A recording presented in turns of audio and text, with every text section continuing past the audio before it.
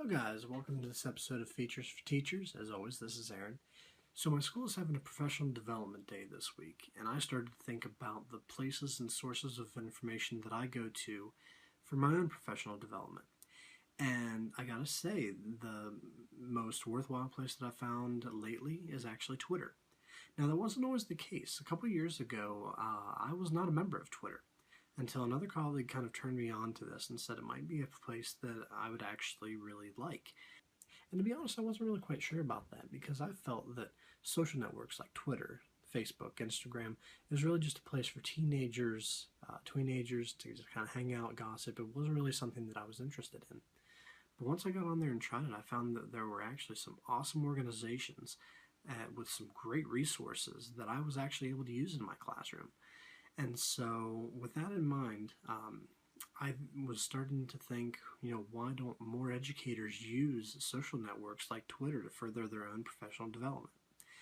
So, I went online and I found a flow chart that might help some of you who aren't using Twitter right now to decide whether or not that you should give it a try. So, I'd like to go through that with you right now.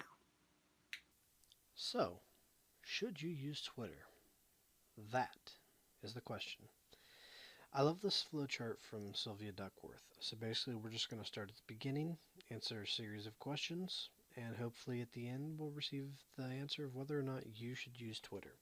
So, we'll start here just like it says to. You live in the 21st century. Well, if the answer is no, then no, don't use Twitter. Twitter wasn't invented until the 21st century. If your answer is yes, next question. You have access to the internet.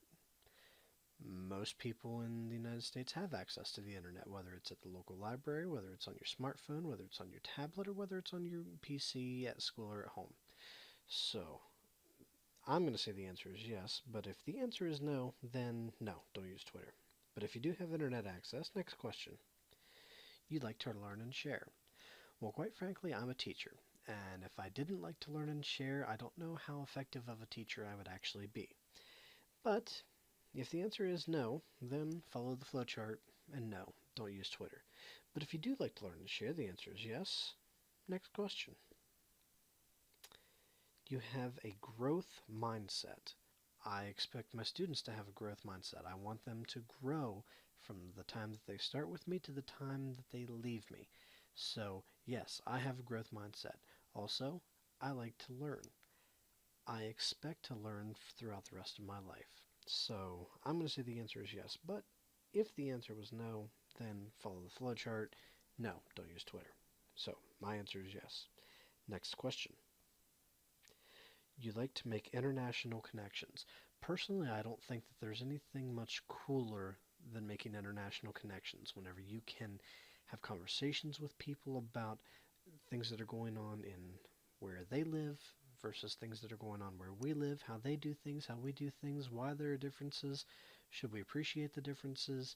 I think it's a wonderful thing. So I would say yes, but again, if the answer is no, follow the flowchart and don't use Twitter if you don't like to make international connections. It's fine. But I'm going to say the answer is yes. So next question. You live in a communist state. Well, no, I don't. But just for the sake of argument, let's see what happens if we answer yes. Use Twitter with caution. Okay, fair enough. But if the answer is no, you do not live in a communist state, then yes, you should use Twitter. So if you've never seen the main page of Twitter, here it is. This is on the computer. It's a little bit different than what you'll see on a smartphone, but essentially it's the same. So there are lots of different people that you can follow. If you're new to this, one person that I would definitely recommend is Sir Ken Robinson. He's amazing. He's written quite a few books about education. He's very interesting to hear his perspective on education, where education is going, where we've been, things like that. And if you're not even sure, like, who to follow whenever you're going onto Twitter, just Google it. Just Google, if you actually Google top Twitter accounts for education, the very first one that I got to come up was 33 education Twitter accounts you should be following. This is from Rasmussen. So it's pretty reputable, and the list is actually pretty extensive. Lots of individual educators here. At the very bottom, it even gets into education bloggers, and then policymakers, government officials, and education organizations. U.S. Department of Ed, Arne Duncan, if you're into that sort of thing. So there are lots of different people to follow. There are lots of organizations to follow. And again, if you have a specific content or a specific area that you are interested in, I would recommend that you would just Google it and see kind of what you find. And you're always welcome to follow me as well. I'm on Twitter. You can get to me by my address right here. It's at AaronDavis009. And I tweet out things every now and then from things from my videos and interesting pieces that I've found, just like Sir Ken Robinson here. He retweeted something about Japan dumbing down its universities, according to some news article that you can go and read. So really interesting stuff. And the nice thing is it's limited to 160 characters, so if it's nothing that really interests you, you can glance at it quickly and move on to the next thing. So that's going to do it for this episode of Features for Teachers.